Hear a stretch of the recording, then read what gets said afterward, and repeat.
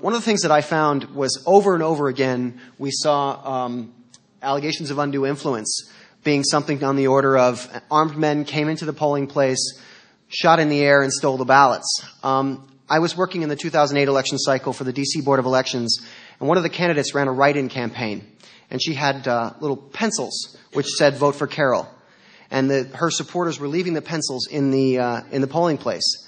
And I had a meeting with one of the other campaigns, and they were absolutely livid. And they just said, "What are you doing about the pencils? What are you doing about the pencils?" And that phrase rang through my head every time I read about someone shooting up a polling place and thinking about the level and scope and scale of problems that we have to deal with in the U.S. elections and at other places in the world. And you sort of kind of, not that it wasn't against the law to have pencils in the voting booths that said vote for a candidate, but on the other hand, I think certainly I know which I would pick. There are a couple of photos from us doing the actual complaint processing. This is these boxes were the ones that I mentioned. These were actually transferred from the polling places. Again, the Australian government provided most of the support to get these boxes to us. These were separate from the temper evident bags. These are actually polling place complaints. These were complaints that were handed in to poll workers and then returned in election supplies. So these all came back. That's just that form that my friend Kathy is holding is just shows the poll workers had signed and sworn that this is coming from such and such polling place, that sort of thing.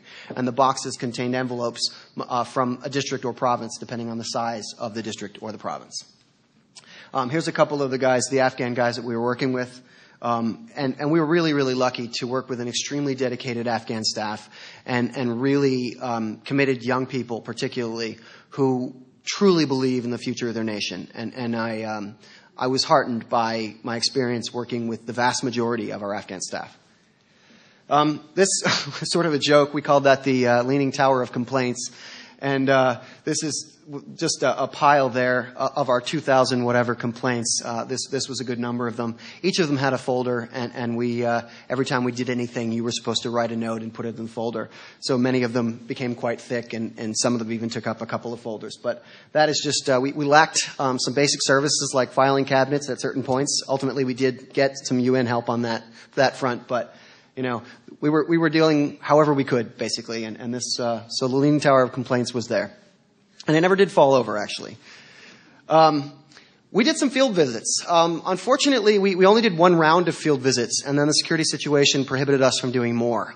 So that was particularly difficult, and we sent out a lot of people who we weren't necessarily sure of. So some of the reports that we got back said that, everything was fine in this polling place, and even though we suspected strongly that it wasn't, we couldn't have done anything. But we did go to 5 provinces, Baghlan, Ghazni, Kabul, Kandahar, and Paktika. I myself went to Paktika, and all of us were at the Kabul warehouse because we were in Kabul and were able to go there. The Kabul warehouse was actually on a UN organization, a UN compound, if you will.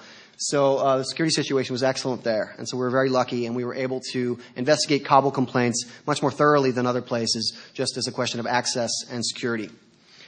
Here's the Kabul warehouse. That's each of those boxes represents the votes from one polling station, and so that this is basically the size of what's basically an airplane hangar. So we're talking about thousands of polling places in Kabul right there. So when we got complaints, we would then find those boxes and open them and go through a series of checks and try to determine whether we felt that those votes were fraudulent or not, and whether anything else had gone wrong in that polling place. Here is a group of women actually looking at provincial council ballots. The provincial council ballot in Kabul was over 9 pages long, and it was a vote for one. So if you were trying to find your candidate, you had to turn 9 pages worth of ballot and find them. You'll also notice that this is a group of women. We were very segregated. We very, very rarely, in fact, worked with women. I almost never worked with any women at all. But this group was doing ballot audits, and you'll notice that my friend Kathy was leading that one because of the need for segregation among the staff. This is again the Kabul field visit, and we're basically writing up the results of some of the investigations that we had done. I went to Paktika province, which is in the southeast. Paktika has a